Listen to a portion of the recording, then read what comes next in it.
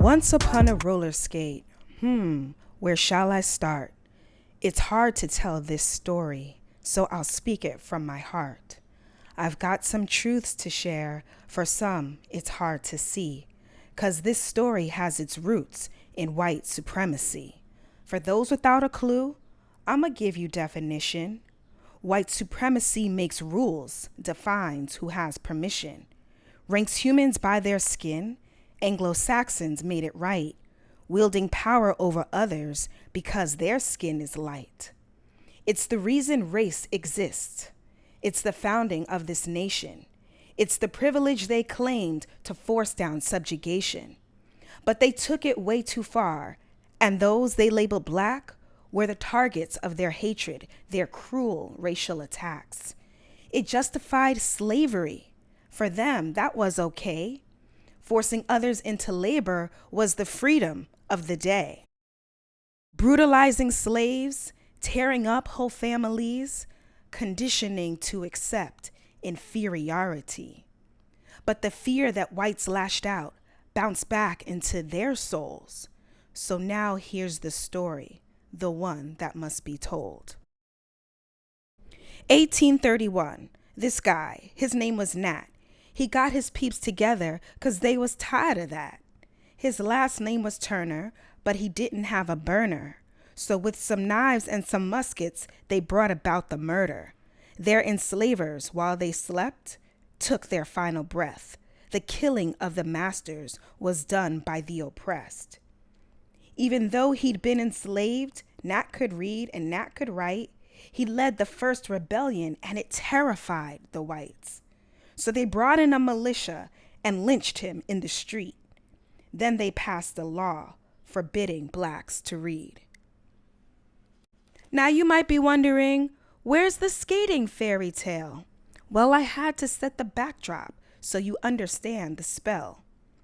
Roller skates were made by a magic man named Merlin, John Joseph, his first name, from the distant land of Belgium. But in 1735, his skates, they weren't right. They sort of looked like shoes attached to mini bikes. Then comes Plimpton with his patent. He's the one that made it happen. In 1863, four-wheel skates were in Manhattan. James Leonard opened rinks in Rhode Island and New York. Roller skates were the best thing since the making of the fork. But you had to dress up nice and follow all the rules, and only whites could skate to organ music they thought was cool. In the 1800s, roller skating was the craze. But the start of the world wars closed a chapter on that phase.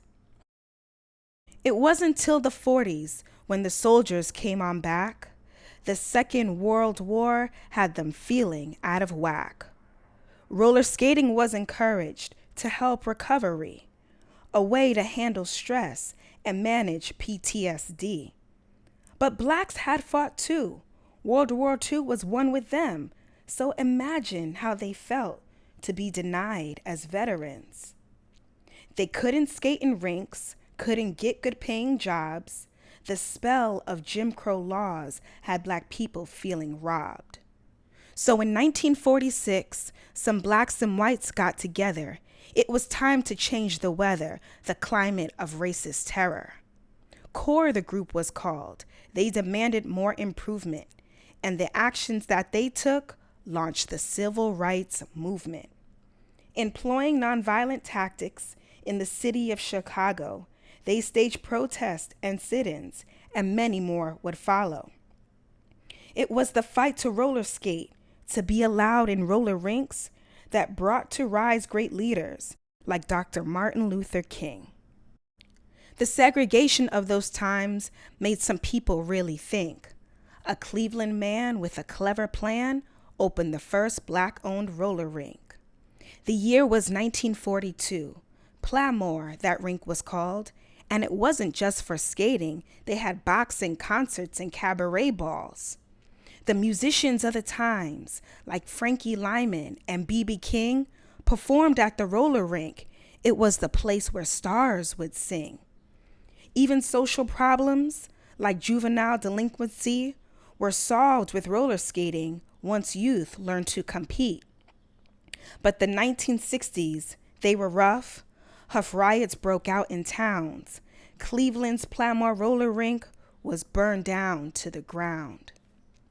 See, in 1955 was a lady on a bus. She refused to give up her seat, and, well, it caused quite a fuss. The white man was super pissed, but her arrest, it lit sparks. And the bus boycott in Montgomery was because of Rosa Parks. For 381 days, blacks worked together to get around. So in 1956, the Supreme Court struck segregated seating down.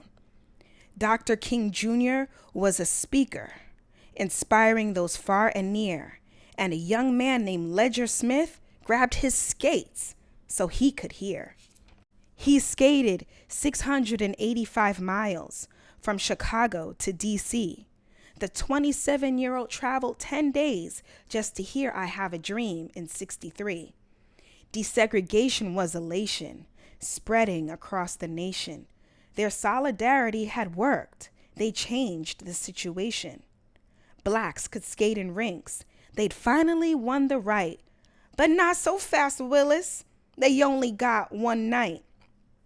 R&B, soul night, or some other coded name, they could only skate once a week. Racism still owned the game. At least that's what it seemed, but one family made a way for blacks to skate every night at Detroit, Michigan's Rollercade. Another black-owned rink that opened in 1955, and 3 generations later, the same family keeps it alive.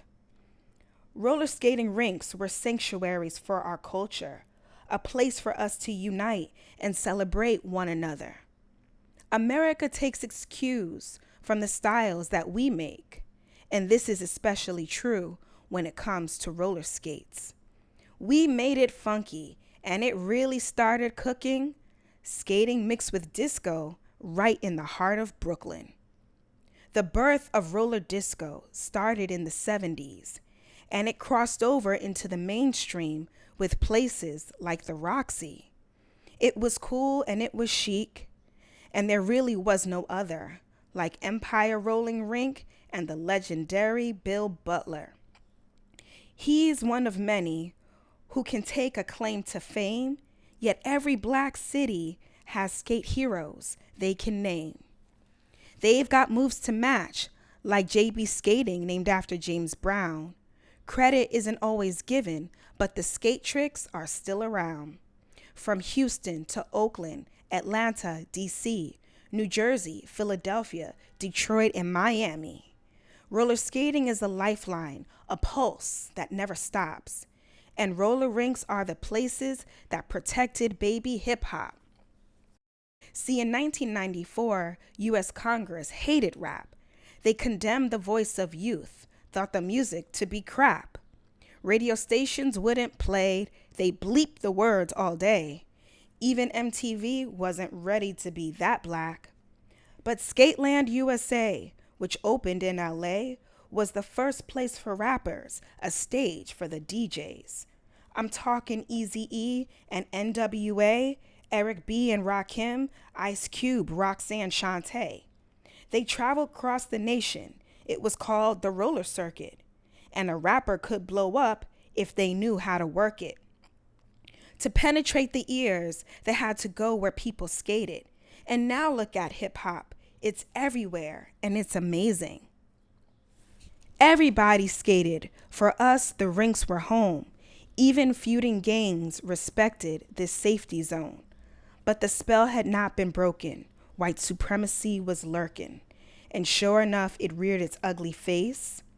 The police and their guns, threatening our fun, and random bias rules were once put in place. And then the closures came. One rink lost and then another. Empire gone after 60 years, people cried like they lost their mother. Skate Key, hot skates, New York City's been stripped bare. 2,000 rinks have closed in the last 30 years. Malls popped up instead, and shopping was the new sport. But for African Americans, skating kept its rapport. You could spot it in glimpses of culture on TV, from Beyonce, Bow Wow, T.I., and Swiss Beats. But it was the pandemic that struck the world in 2020, when skating would be seen as if it were new money. A revival, TikTok claimed. For some, that shit was funny. But for many, a new joy that was as sweet as honey. But it really wasn't fair when the whites with the blonde hair were being credited for making roller skating reappear. As history recalls, we've been often overlooked. Despite our innovation, we don't make it in the books. So for this very reason, for the problems we understand, we now have an African American roller skate museum. We can tell our own story, revel in our own glory, no worries about their mistakes. The narrative is ours, authorship is our power, and we will always have once upon a roller skate. So support our cause with your currency. It's one major antidote to white supremacy. My name is Jocelyn Good, and I am the founder. If you want to talk some more, just come find me after. But before I leave the stage, I just want to say thank you for listening and for holding us in your space. Peace.